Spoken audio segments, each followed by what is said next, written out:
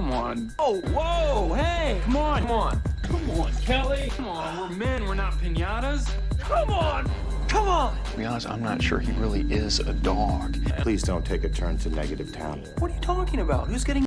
And boom, we're live. Welcome, folks, to the American Movie Podcast. If you've never been here before, do not forget to subscribe. I go through movies, news, documentaries, Netflix originals, and bookones. So I'm going over, this is by far one of my favorite books, maybe because there's pictures in it, but of late, I love this book. I just got it not too long ago. I read it in about a few days, and if you're in for a treat if you're on the live stream or the video podcast, because I've just got Kobe dunking on fools in the background.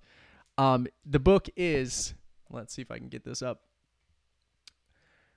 Kobe Bryant, The Mamba Mentality. Let's see if I can get it in focus a little bit. So this is actually, it's not only a book that has like text and great insights from Kobe himself, but it's slick, man. It's like its own, it's almost like a Guinness World Records book. So you know how that used to be like all the rage, where you would get these books and they're just like these beautiful, slick, just colorful books.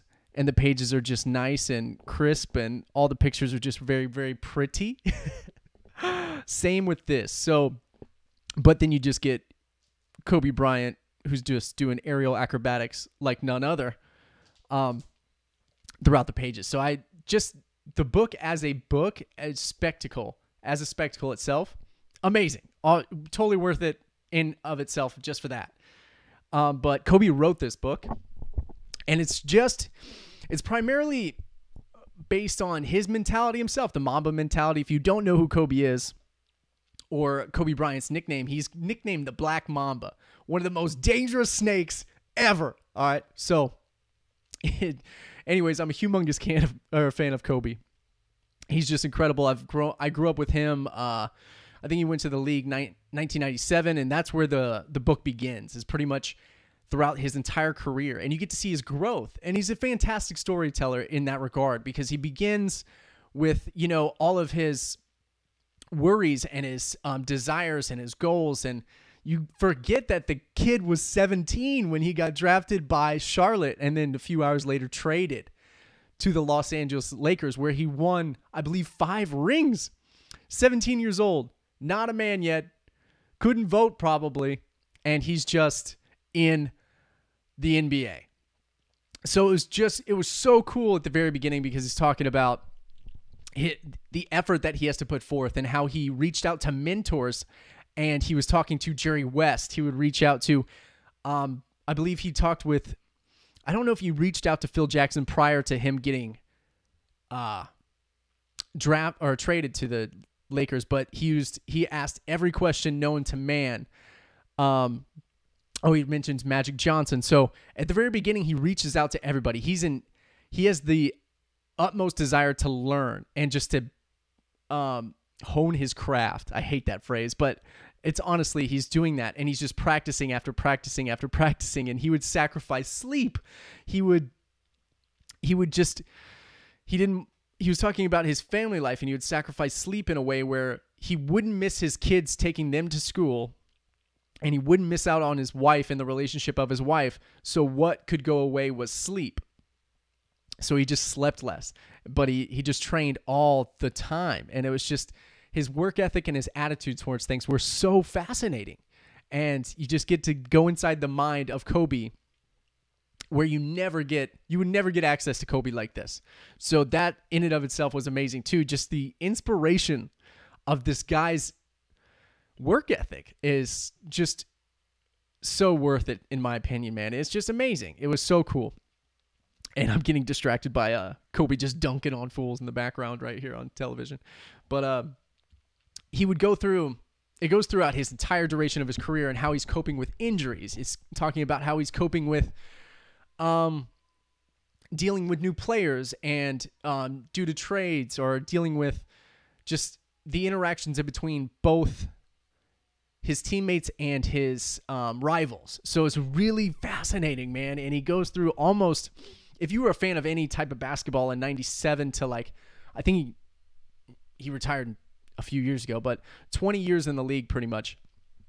So he goes through dealing with or working with Gary Payton. Gary Payton, he's talking about working with Shaq. He talks about working with Phil Jackson, who's his coach of the LA Lakers. And that guy seemed brilliant.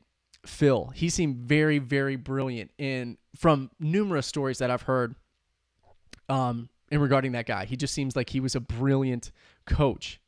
And, Kobe just 360 slammed it.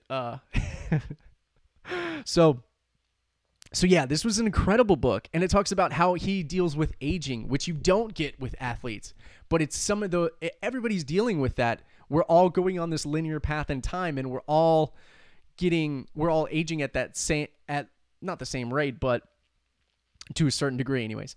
So he's dealing with how well he had to feel and intuitively read his body and how he was going to warm up each individual game.